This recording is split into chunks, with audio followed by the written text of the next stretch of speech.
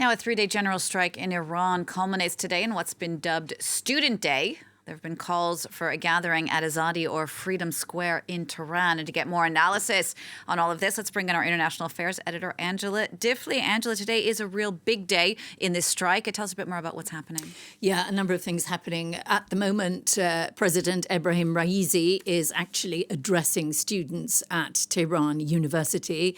It depends what his message is, whether it's clear, and then, of course, how the protesters and students, many of them are students, might respond. They're meeting, as you said, in Azadi Square today. That's to keep up the momentum. It's a big rally and the culmination of this three-day strike as well. They've been trying to get a general strike going, the protesters, and there has been a promising level of participation, I think they would think.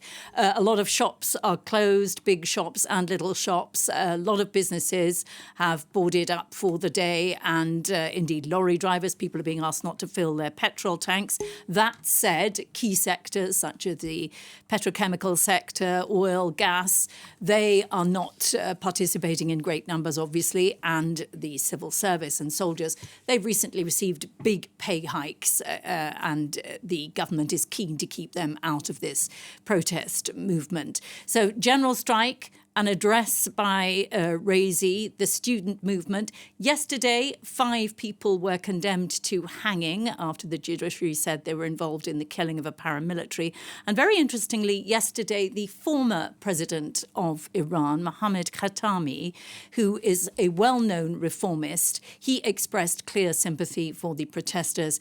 He said their slogan was beautiful, woman, life, freedom, and that the government that should move towards better governance, were his words, before it is too late. And those are interesting words coming now at the end of weeks of protests that we've seen there in Iran. Would you say that we're at a turning point?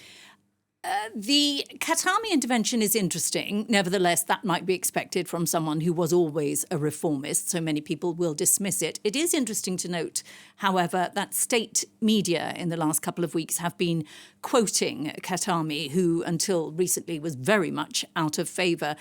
It's difficult to know what sort of strategy the government is pursuing. Perhaps that is part of its strategy, trying to show some sort of understanding by allowing state media to show Khatami. This is a leaderless protest, so it's very difficult. There is no clear leader. It is very obviously a grassroots movement. And so that's put the government in a difficult situation. It's difficult to divide this protest as well. It's important as well that the number of people by now who've died, I think we might have figures on it, 473 protesters have died.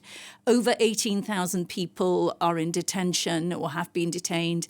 61 plus security personnel have died. So on both sides, a lot has been lost. It seems unlikely that this movement will just die away. The morality police, we heard at the weekend, were going to be disbanded. We don't know in practice whether they have or haven't been disbanded, because the reality is that often the security forces are too busy dealing with the protests to look at how people are wearing their hijab. Death to the dictator is what many protesters are now saying, and they won't settle for anything less. So the government is extremely concerned. Angela, thanks for that. France 24's Angela Diffley.